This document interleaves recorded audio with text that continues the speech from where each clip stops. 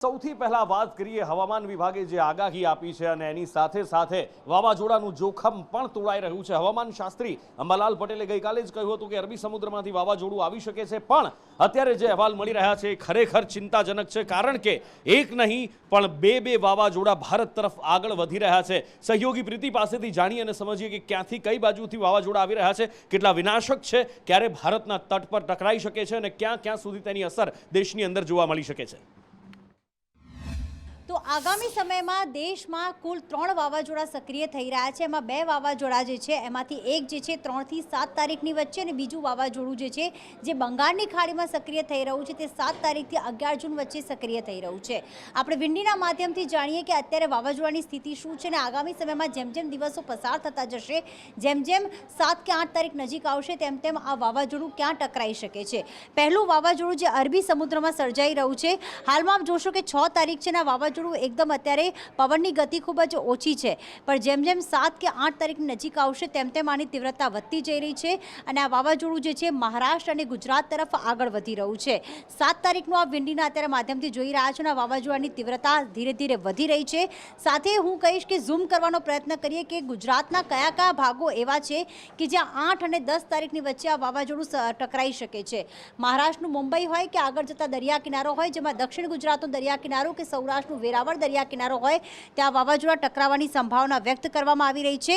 8 થી 10 તારીખની વચ્ચે આમ જોવા જઈએ તો 9 તારીખની આસપાસ આ વાવાઝોડું જ્યારે ટકરાશે ત્યારે 100 થી 150 કિલોમીટરની પ્રતિ કલાકની ઝડપે પવન તો ફૂંકાશે, પરંતુ સાથે સાથે દક્ષિણ ગુજરાત અને સૌરાષ્ટ્રમાં વરસાદ થવાની પૂરેપૂરી સંભાવના અત્યારે રહેલી છે। બીજું વાવાઝોડું પણ અત્યારે દેશમાં સક્રિય થઈ રહ્યું છે અને બંગાળની ખાડી તરફ સક્રિય થઈ રહ્યું છે। આગો આપણે જાણીએ છીએ કે બાંગ્લાદેશમાં જે મોકા વાવાઝોડું આવ્યું હતું તેના કારણે પણ નુકસાન થયું હતું। તો આપ જોઈ રહ્યા છો કે જ્યારે બીજું વાવાઝોડું સક્રિય થઈ રહ્યું છે તે 9 થી 11 તારીખની વચ્ચે તેની તીવ્રતા દેખાઈ રહી છે, જેને લઈને ભુવનેશ્વર છે, વિશાખાપટ્ટનમ છે, આ બધા વિસ્તારો એવા છે કે બાંગ્લાદેશ અને કોલકાતાની વચ્ચે આ વાવાઝોડું જ્યારે ટકરાશે ત્યારે ત્યાં પણ વરસાદ થવાની સંભાવના વ્યક્ત કરવામાં આવી રહી છે।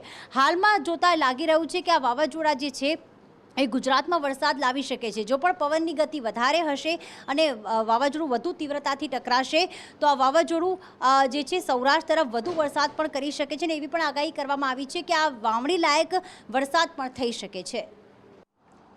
એટલે બે વાવાઝોડા બંને બાજુથી હિન્દ મહાસાગર અને અરબી સમુદ્રમાંથી આગળ વધી રહ્યા છે અને ગુજરાત પર જોખમ તોળાતું દેખાઈ રહ્યું છે। આમ તો મોટા ભાગના વાવાઝોડા ફંટાઈ જતા હોય છે, પણ પાછલા કેટલાક સમયની અંદર એ ટકરાયા પણ છે અને નુકસાન પણ વેર્યું છે। જોકે જાનહાનિના સમાચાર ક્યારેય પણ નથી મળ્યા છેલ્લા ઘણા વર્ષોની અંદર, કારણ કે તૈયારીઓ એ રીતની ગુજરાતની અંદર રાખવામાં આવતી હોય છે। પણ ખેર, ચોમાસું ક્યારે પહોંચશે એ પણ એક મોટો સવાલ છે, કારણ કે ચોમાસાની રાહ ખરેખર જોવાતી હોય છે। આ વખતે જોકે ચોમાસાની ઉણપ ક્યાંય વર્તાઈ નથી, ગરમી એટલી બધી અનુભવાઈ નથી સળંગ, કારણ કે માવઠા થતા રહ્યા છે, પણ 4 જૂન સુધી આધિકારિક રીતે ચોમાસું કેરળ પહોંચે તેવું હવામાન વિભાગનું કહેવું છે। શું કહે છે હવામાન વિભાગ, વિસ્તારથી જોઈએ। जून को साउथ ईस्ट अरेबियन सी में एक सर्कुलेशन बनने का संभावना है और उसके इन्फ्लुएंस में एक लो प्रेशर बन सकता है बाय 7 जून तक। अभी मानसून आपका लक्षद्वीप एंड मालदीव एरिया तक पहुंच गया है। गुजरात के लिए मानसून ऑनसेट पहले केरला में होने का बाद ही गुजरात मुंबई का होता है, मुंबई का बाद स्लोली प्रोग्रेस होता है गुजरात के लिए। अभी टाइम है। રવિવારની એ સાંજ યાદ છે ને? એક તરફ આઈપીએલ મેચનો થનગનાટ અને બીજી બાજુ લોકો ક્યાંક ફરવા નીકળી રહ્યા હતા, પરિવાર સાથે બહાર જવાની તાલાવેલી, અને એ બધાની વચ્ચે અચાનક પવન ફૂંકાવાની શરૂઆત થઈ। ન ફક્ત અમદાવાદની અંદર પણ ગુજરાતના મોટા ભાગના જિલ્લાઓની અંદર આ હાલત હતી અને પછી ગાંડો વરસાદ પડ્યો અને અંધાધૂંધ જાણે કે કરા પડતા હોય એ રીતના, અને એક અફરાતફરી ભર્યો માહોલ ફેલાઈ ગયો હતો। ઝાડ પડ્યા, વીજપોલ ઉખડી ગયા। કંઈક આવું જ અમદાવાદમાં આગામી 3 કલાકની અંદર થઈ શકે છે, શક્યતા વ્યક્ત કરવામાં આવી છે। આગાહી આપવામાં આવી છે કે અમદાવાદમાં ભારેથી અતિ ભારે વરસાદ પડી શકે છે। 3 કલાક અમદાવાદ માટે ભારે હોવાનું હવામાન વિભાગનું કહેવું છે। વીજળીના કડાકા ભડાકા અને 40 કિલોમીટર પ્રતિ કલાક સુધીનો પવન ફૂંકાઈ શકે છે। મિની વાવાઝોડા સાથે ફરી એકવાર અમદાવાદને વરસાદ ધમરોળી શકે છે, પણ આ વરસાદ પણ કમોસમી વરસાદ છે, કારણ કે હજી આંદામાન નિકોબાર પહોંચ્યું છે નૈઋત્યનું ચોમાસું હજી પહોંચ્યું નથી, પણ વેસ્ટર્ન ડિસ્ટર્બન્સના કારણે અને એક સર્ક્યુલેશન ઊભું થયું છે અને ટર્ફ જે ગુજરાત પરથી પસાર થઈ રહ્યું છે, આમ તો દેશના પશ્ચિમી કિનારાઓ પરથી પસાર થઈ રહ્યું છે આ ટર્ફ વરસાદી, જેના કારણે અમદાવાદની અંદર ફરી એકવાર રવિવારવાળી થાય એવી શક્યતા જોવાઈ રહી છે.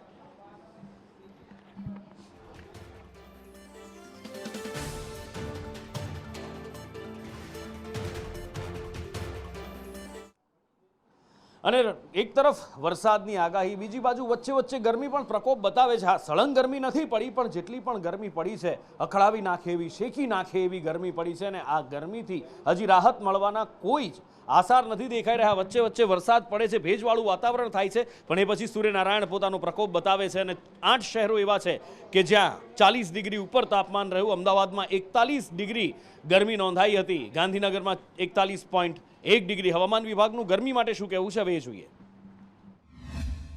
अगले 5 दिन में पूरे गुजरात में वेदर मोस्टली ड्राई रहने का संभावना है, लेकिन वेस्टर्ली विंड है, मॉइस्चर इंकर्शन काफ़ी है एंड कहीं किधर लोकल कन्वेक्टिव एक्टिविटी हो सकता है. मोस्टली प्रेशर ग्रेडियंट जो है वो काफ़ी स्टिफ है, हाई प्रेशर ग्रेडियंट है, इसके कारण से स्ट्रॉन्ग विंड होने का संभावना है.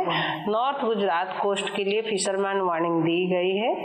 इवन गुजरात रीजन में जैसे लैंड एरिया में भी wind speed 30 to 40 kilometre per hour भी रहने का संभावना है. टेम्परेचर अगले 5 दिन में बढ़ने का संभावना नहीं है, मोस्टली नो लार्ज चेंज रहेगा. अगले 2 दिन में भी अब बहुत प्लीजेंट वेदर रहेगा, टेम्परेचर ज़्यादा नहीं बढ़ेगा, लेकिन 2 दिन का बाद 1 डिग्री टेम्परेचर बढ़ सकता है.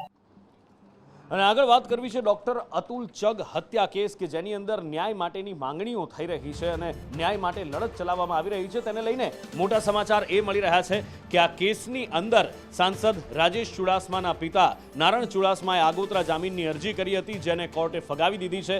આ અરજી વેરાવળ ડિસ્ટ્રિક્ટ કોર્ટે નામંજૂર કરી દીધી છે. નારણ ચુડાસમાની આગોતરા જામીન અરજી નામંજૂર કરી દેવામાં આવી છે અને ગઈકાલે જ આ જામીન અરજી પર સુનાવણી થઈ હતી અને અરજી નામંજૂર કરી દેવાઈ હતી.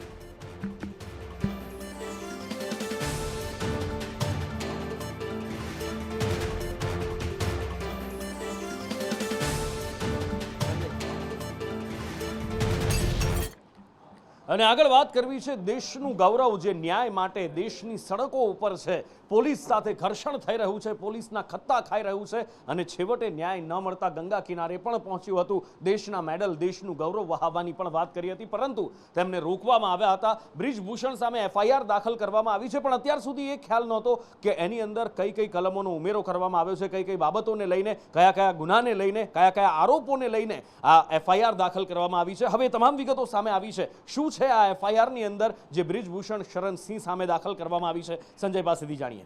જે નુપુર બ્રિજભૂષણ શરણસિંહ સામે ઘણા લાંબા સમયથી 1 મહિના કરતાં ઉપરથી સમયથી પહેલવાનો તેની સામે ફરિયાદ માટે પહેલાં સંઘર્ષ કર્યો, ત્યારબાદ ફરિયાદ થઈ ધરપકડની માંગ અને સસ્પેન્ડ કરવાની માંગ સાથે તેમની માંગણી હતી. પરંતુ સામાન્ય જનતા પણ એ જાણવા આતુર હતી કે બ્રિજભૂષણસિંહ સાથે શું આક્ષેપ હતા, તેની સામે પોલીસે ફરિયાદ લીધી છે તો ફરિયાદમાં શું કઈ કલમ દાખલ કરવામાં આવી છે તેની વિગતો પણ સામે આવી છે કે 10-15 જેટલી ગંભીર ઘટનાઓની 10 ફરિયાદો તેમની સામે નોંધવામાં આવી છે, જેની અંદર મદદ માટે બળજબરીપૂર્વક અથવા તો સેક્સ્યુઅલ ની માંગ પણ કરવાની હોય તેવો પણ આક્ષેપ લગાવવામાં આવે છે.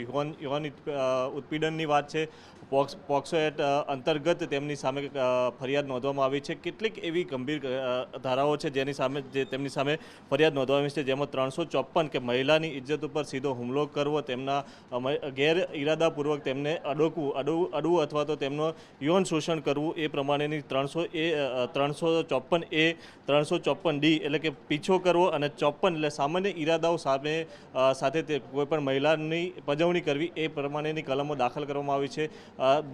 જે આ કલમો દાખલ કરવામાં આવી છે તેના અંતર્ગત તેમની સામે 3 થી 3 વર્ષ જેટલી જેલની સજાની જોગવાઈ પણ છે.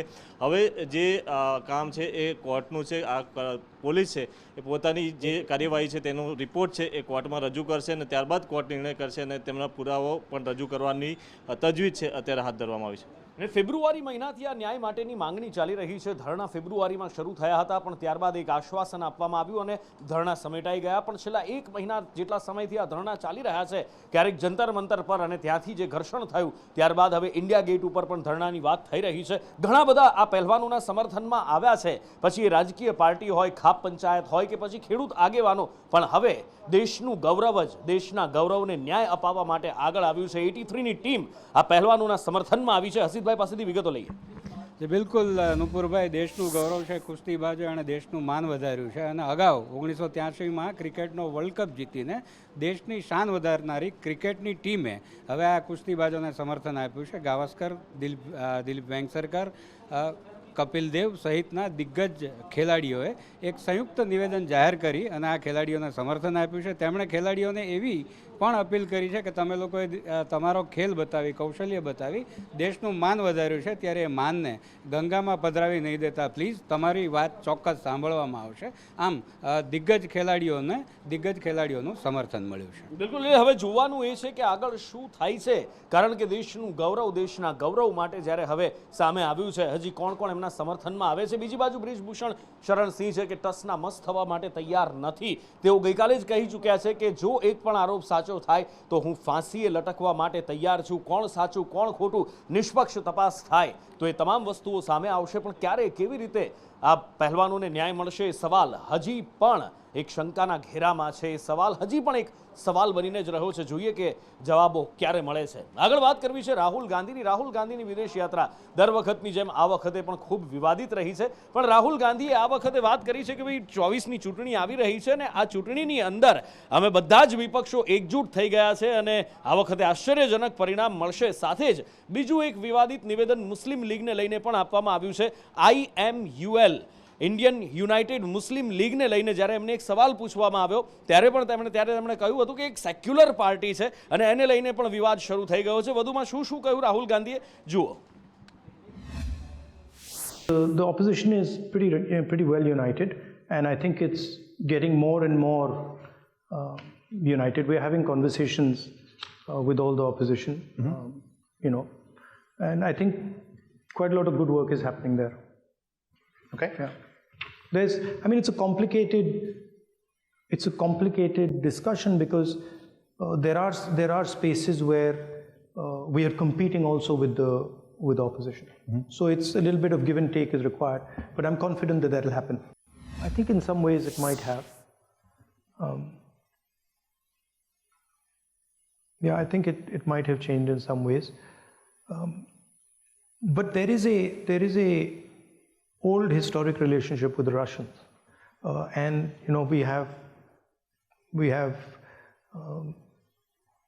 we buy weapons from them. So there are also those type of reasons for this. Yeah, but I don't think a Congress government would be dramatically different than what the BJP is doing right now in terms of Russia. એટલે ઘણી બધી વાતો રાહુલ ગાંધીએ કરી, પણ એમાંથી ચર્ચાનો વિષય મુસ્લિમ લીગને સેક્યુલર કહેવા ઉપર છે. સવાલ એ થાય છે કારણ કે આરોપ સામે પ્રતિ આરોપ પણ લાગી રહ્યા છે અને રાજકીય ઘમાસાણ શરૂ થઈ ગયું છે. મુસ્લિમ લીગ એટલે શું એ સમજવું પણ જરૂરી છે. શું એ જિન્નાની મુસ્લિમ લીગ વિશે વાત થઈ રહી છે? કારણ કે 1906માં એનું ગઠન થયું હતું અને દેશની આઝાદી પછી એનો ભંગ કરી નાખવામાં આવ્યો, વિસર્જિત કરી નાખવામાં આવી. IMUL જેના વિશે રાહુલ ગાંધી વાત કરી રહ્યા છે, 10 મે 1948ના રોજ એનું ગઠન થયું દેશની અંદર અને કેરળમાં કોંગ્રેસે સરકાર પણ બનાવી હતી એની સાથે ભૂતકાળની અંદર. ત્યારે ભારતીય જનતા પાર્ટી દ્વારા જો જિન્નાની મુસ્લિમ લીગ વિશે વાત કરી હોય તો એના પણ પ્રહાર કરવામાં આવ્યા છે ને ઇન્ડિયન યુનાઇટેડ મુસ્લિમ લીગ 10 મે 1948ના રોજ જેની સ્થાપના થઈ, જો એને સેક્યુલર કહેવામાં આવતું હોય તો ભારતીય જનતા પાર્ટીના રાષ્ટ્રીય પ્રવક્તા સુધાંશુ ત્રિવેદીએ એના સેક્યુલરિઝમનો પણ પરચો બતાવ્યો છે કે કેટલું સેક્યુલરિઝમ છે આ પક્ષ. જુઓ. Muslim League is a completely secular party. Right. There's nothing non-secular about the Muslim League. Questions are a little disjointed. Sorry about that. I think the person hasn't studied the Muslim League. Muslim league तो एक secular संगठन है. मान्यवर, हम ये पूछना चाहते हैं, यदि मुस्लिम लीग सेकुलर संगठन है तो जब आपकी मुस्लिम लीग के साथ गठबंधन सरकार थी तो जून 2013 में केरल की मल्लापुरम की जिला परिषद ने प्रस्ताव पारित कर दिया था कि चूंकि वह मुस्लिम बाहुल्य हो गया है इसलिए लड़कियों की शादी की आयु जो 18 वर्ष थी उसे घटा के 16% कर दी जाए, और मुस्लिम लीग कांग्रेस गठबंधन की सरकार ने उसे मान्यता दे दी थी। बाद में विपक्ष के द्वारा बहुत विषय उठाए जाने के ऊपर उन्होंने उसको पीछे किया था। मुस्लिम लीग को धर्मनिरपेक्ष कहना, ये मानसिकता ज़्यादा खतरनाक है। राहुल गांधी का नादानी भरा बयान, इसे मैं गंभीरता से नहीं लेता, लेकिन कांग्रेस की जो प्रवृत्ति है, तो मैं ये कहूँगा कि हम पर तो वो आरोप लगाते हैं, लेकिन मेरा मानना है कि कांग्रेस हो या राहुल गांधी हो, जब ये बात कहते हैं कि मुस्लिम लीग धर्मनिरपेक्ष है, तो ये बंटवारे का बीजारोपण कर रहे हैं, ये बांटने का बीजारोपण कर रहे हैं। ये आरोप नहीं है, और ये मानसिकता ज़्यादा खतरनाक है। उनकी आत्मा में जिन्ना रहता है, और हिंदी समझ में ना आए तो रूह में रहता है जिन्ना कांग्रेस के या राहुल गांधी के, ये ज़्यादा खतरनाक है। અને આગળ વાત કરવી છે કર્ણાટકની અંદર, કારણ કે કોંગ્રેસે અહીંયા સરકાર બનાવી અને પ્રચંડ બહુમત સાથે ફરી એકવાર ફિનિક્સની જેમ અહીંયા કોંગ્રેસ બેઠી થતી દેખાઈ, પણ જરૂરી હતું કે જે વચનો જનતાને આપ્યા છે, જેના જોર ઉપર ચૂંટણી જીતવામાં આવી છે, એ વચનો પૂરા કરવા, અને લાગે છે કે એની શરૂઆત કોંગ્રેસ કરી ચૂકી છે। કઈ રીતે જાણીએ અજય યાદવ પાસેથી। અજય, देखिए, निश्चित तौर पे कर्नाटक के विधानसभा चुनाव में जब कांग्रेस जीती थी तो कहा जा रहा है कि उसके द्वारा जो 5 गारंटी कार्ड लागू करने की बातें की गई थी, उसी के आधार पर जनता का जो समर्थन था वो कांग्रेस पार्टी को मिला था। यहाँ तक कि उस जीत के बाद राहुल गांधी ने आम पब्लिक से ये वादा किया था कि जो ही पहली कैबिनेट की बैठक होगी उसमें जो 5 गारंटी कार्ड है उसके लागू कर दिया जाएगा। और आज एक तरह से यह बैठक हुई है जिसमें न सिर्फ वहाँ के मुख्यमंत्री सिद्धरामैया बल्कि उप मुख्यमंत्री जो DK शिवकुमार है, उनके द्वारा ये इन 5 गारंटी कार्ड पे दस्तखत किए गए। और उस 5 गारंटी कार्ड की अगर बात करें तो उसमें सबसे पहले नंबर पर यही आता है कि कर्नाटक की जनता को 200 यूनिट बिजली फ्री देने की बात कही गई थी। इसी तरह से महिलाओं को बस में जो सफ़र है वो मुफ्त करने की बात कही गई थी। हालांकि इसमें नॉन AC और AC जो स्लीपर क्लास की बसें हैं उसको इससे दूर रखा गया है। इसी तरह से जो महिलाएं हैं जो अपना घर चलाती हैं उनको 2000 रुपये मासिक वेतन देने की बातें कही गई थी। जो बेरोजगार हैं खास करके उसमें जो ग्रेजुएट हैं उनको 3000 पर मंथ के हिसाब से देने की बातें कही गई थी। जो डिप्लोमाधारी हैं उनको 2000 रुपये पर मंथ देने की बात कही गई थी। और इसी तरह से जो BPL कार्ड धारक हैं उनको 10 किलो अनाज पर मंथ के हिसाब से देने की बात कही गई थी। लेकिन ये योजना लागू कब होगी, इसके बारे में सिद्धरामैया ने कहा है कि 15 अगस्त से, चूँकि देश के आज़ादी का दिन होगा उस दिन, तो उस दिन से ये लागू होगी। लेकिन उससे पहले 15 जून से लेकर के 15 जुलाई तक जो भी महिलाएं 2000 रुपये का वेतन पर मंथ के हिसाब से पाना चाहती हैं उन्हें एप्लीकेशन दाखिल करना होगा।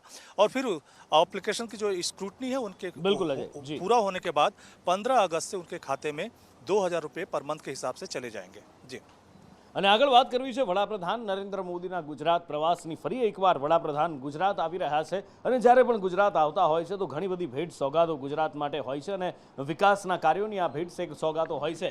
ત્યારે વડાપ્રધાન નરેન્દ્ર મોદી 5 જૂને સુરત જિલ્લાની મુલાકાતે આવી રહ્યા છે। કેવી તૈયારીઓ છે, શું કાર્યક્રમ છે, તેમનો સહયોગી મનીષ પરમાર પાસેથી જાણીએ। મનીષ, પ્રધાનમંત્રી નરેન્દ્ર મોદીના ડ્રીમ પ્રોજેક્ટમાંથી એક પ્રોજેક્ટ છે તે બુલેટ ટ્રેન પ્રોજેક્ટ, અને બુલેટ ટ્રેન પ્રોજેક્ટ છે તે પહેલા ફેઝમાં જે શરૂઆત થવાની છે, ત્યારે આ શરૂઆતની વાત કરીએ તો બિલીમોરાથી સુરત સુધીનો જે ડ્રીમ પ્રોજેક્ટ છે તેની તૈયારી કરવામાં આવી છે। આવનારી 5 જૂનની આસપાસ પ્રધાનમંત્રી નરેન્દ્ર મોદી આવવાની શક્યતા છે। ત્યારે આ જે બુલેટ ટ્રેનનો પ્રોજેક્ટ છે તેનું નિરીક્ષણ કરશે, તેને લઈને તડામાર તૈયારીઓ કરી દેવામાં આવી છે। દર્શકો આપ જોઈ શકો છો કે કઈ રીતના અત્યારે અંટ્રોલી ખાતે જે આ રેલવે સ્ટેશન બનાવવામાં આવ્યું છે તેને જે તૈયારીઓ કરવામાં આવી છે। સાથે જે વાત કરીએ તો આ જે વિશાળ જે રેલવે સ્ટેશન છે તે બનાવવામાં આવ્યું છે, એટલે કહેવાય કે પ્રધાનમંત્રી નરેન્દ્ર મોદીનું જે એક ડ્રીમ પ્રોજેક્ટ છે તેને લઈને કાડામાં તૈયારીઓ કરવામાં આવી છે। અને આ ડ્રીમ પ્રોજેક્ટનું ખાસ ધ્યાન વડાપ્રધાન નરેન્દ્ર મોદી રાખી રહ્યા છે। ત્યારે આવનારા દિવસોમાં પ્રધાનમંત્રી નરેન્દ્ર મોદી જે કહેવાય કે સુરતના અંડોરી સ્ટેશન ખાતે આવવાના છે, ત્યારે તેની તૈયારીઓ કરી દેવામાં આવી છે। ખાસ કરીને વાત કરીએ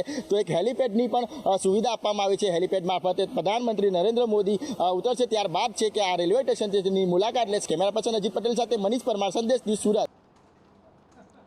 અને આગળ વાત કરવી છે અમદાવાદ મ્યુનિસિપલ કોર્પોરેશનના જબરજસ્ત વહીવટની। એવો વહીવટ કે જેની કોઈ કલ્પના પણ ન કરી શકે। જી હા, કારણ કે રોડ બનાવવાનો, પછી નક્કી કરવાનું કે હવે અહીંયાથી ગટર લાઈન નાખીશું, એટલે ફરી પાછું એ રોડ તોડવાનો. તમે કહેશો કે આમાં શું નવી વાત છે નુપુર?